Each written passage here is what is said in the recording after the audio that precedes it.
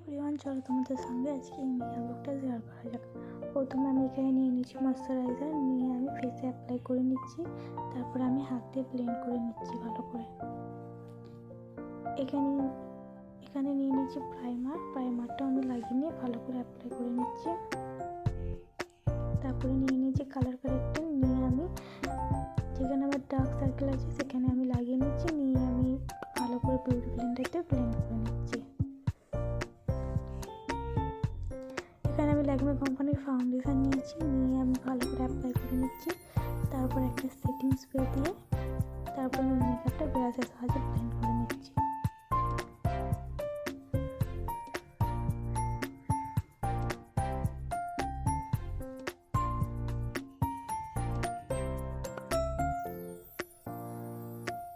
তোমরা চাইলে beauty ব্লেন্ডারও use করতে পারো।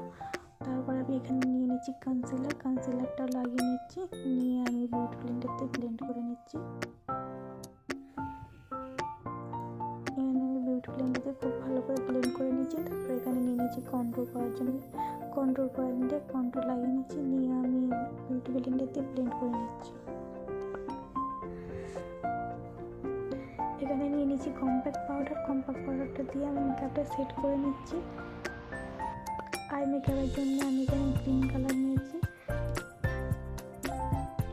মিডিলে আমি গোল্ডেন কালার দিচ্ছি। আইসের নিচে আমি গ্রিন কালারটা অ্যাপ্লাই করেছি। এখানে আমি গ্লিটার লাগিয়ে নিয়েছি, ব্লাশার অ্যাপ্লাই করে নিচ্ছি, হাইলাইটারটা লাগিয়ে নিয়েছি খুব ভালো করে। এখানে রেড কালারের আমি একটা লিপস্টিক নিয়েছি, তো লিপস্টিকটা আমি অ্যাপ্লাই করে নিচ্ছি ভালো করে।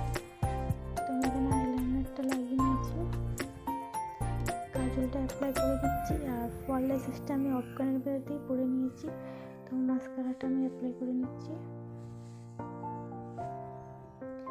এখানে আমি হোয়াইট কাজল লাগিয়েছি আর সেটিং স্প্রে দিয়ে মেকআপটা শেষ করছি। তো কেমন লাগলো অবশ্যই জানাবে, যদি ভালো লাগে তো লাইক কমেন্ট শেয়ার করে দেবে।